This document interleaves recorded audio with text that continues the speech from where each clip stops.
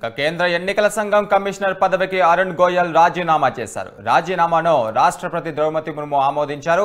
ఇక మరో 3 ఏళ్ల పదవి కాలం ఉండగానే సార్వత్రిక ఎన్నికల ముందు రాజీనామా చేశారు. ఈ నేపథ్యంలోనే ఆయన రాజీనామా అంత్య ప్రాధాన్యం సంతరించుకుంది.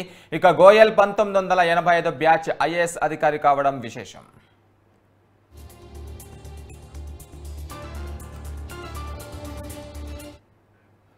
గోయల్ రాజీనామాపై మరింత సమాచారం మా ప్రతినిధి భవిత అందిస్తారు. భవిత, గురు ఏదైతే ఎన్నికల కమిషన్ అరుణ్ గోయల్ నిన్న సాయంత్రం రాజీనామా చేస్తారు. అయితే పదవీ కాలం ఇంకా 3 సంవత్సరాలు ఉండగానే ఇలాంటి నిర్ణయం తీసుకోవడం అనేది ఒక సంచలనం రేపుతుందని చెప్పాలి. అయితే ఎందుకో రాజీనామా చేశారు. ఇప్పుడు ప్రస్తుతం సార్వత్రిక ఎన్నికలు ముందున్న నేపథ్యంలో మరో 4-5 రోజుల్లో ఎన్నికల షెడ్యూల్ కూడా వెలువడనుంది. ఇలాంటి టైంలో ఎందుకు రాజీనామా చేశారనేది మాత్రం ఇంకా క్లారిటీ అయితే రాలేదు. అయితే ప్రస్తుతం ఎన్నికల కమిషన్ నిన్న తన పదవికి రాజీనామా చేసి రాష్ట్రపతి ద్రౌపది ముర్ముకు పంపిస్తే మాత్రం అంటే దాన్ని హోల్డ్లో పెట్టకుండా ఎట్లాంటి కారణాల గురించి అన్వేషించకుండానే రాజీనామాను ఆమోదిస్తూ కూడా వెంటనే వాళ్ళకి ఓకే చెప్పినట్టుగా తెలుస్తుంది. అయితే ముఖ్యంగా ఇదైతే అంటే ఇప్పుడు ఆ సార్వత్రిక ఎన్నికలు ఉన్న నేపథ్యంలో ఎందుకు రాజీనామా చేశారు అనేది కొంత మేరకు చర్చనీయాంశంగానే మారింది. అయితే నిన్నటి నుండి రాజీనామా అయితే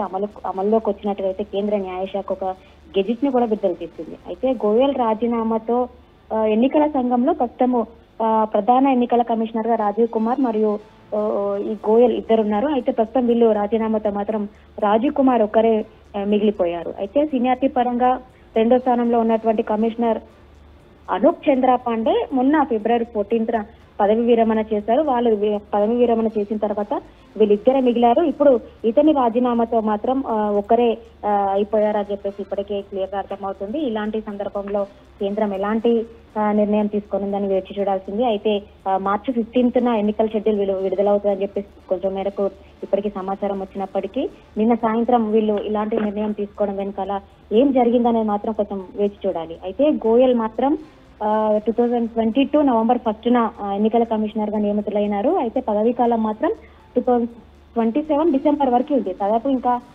3 ఇయర్స్ అయితే ఉంది. ఈ 3 ఇయర్స్ ముందు ఎందుకు ఇలాంటి నిర్ణయం తీసుకున్నారనేది తెలియట్లేదు. ఫస్ట్ గోయల్ మాత్రం 1985 బ్యాచ్ చెందినటువంటి ఐఏఎస్ అధికారి. అయితే ఇప్పుడు ఈ కేంద్ర ఎన్నికల సంఘంలో ప్రధాన అంటే నియమించాలంటే మాత్రం కొంత మేరకు కొన్ని చట్టాలు అయితే తీసుకొచ్చినట్టుగా తెలుస్తుంది. ముఖ్యంగా ఈ చట్టాలకు సంబంధించి ఏదైతే అంటే గోయల్ ఎవరైతే ఉన్నారో వాళ్ళు ఇంతకుముందుకు కేంద్ర ప్రభుత్వంలో భారీ పరిశ్రమల శాఖ కార్యదర్శిగా పనిచేస్తారు.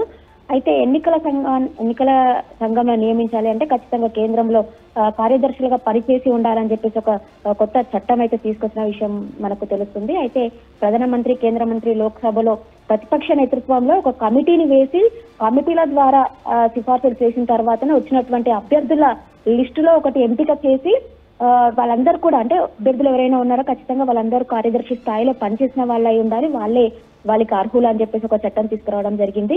అయితే అప్లై చేసిన వాళ్ళందరిలో కూడా మామూలుగా ఏ డిపార్ట్మెంట్ అయినా ఎలా సెలక్షన్ చేస్తారో దీన్ని కూడా అలానే సెలక్షన్ చేయాల్సి ఉంటుంది. అయితే మరో 5 days లో ఎలక్షన్ కోడ్ రానున్న నేపథ్యంలో కేంద్రం ఒక్కరితోనే వీటిని నడిపిస్తుందా అంటే దాదాపు మనకు 3 నుంచి 5 సభ్యులతో కలిపినటువంటి ఒక కమిటీ ఉండాల్సి వస్తుంది.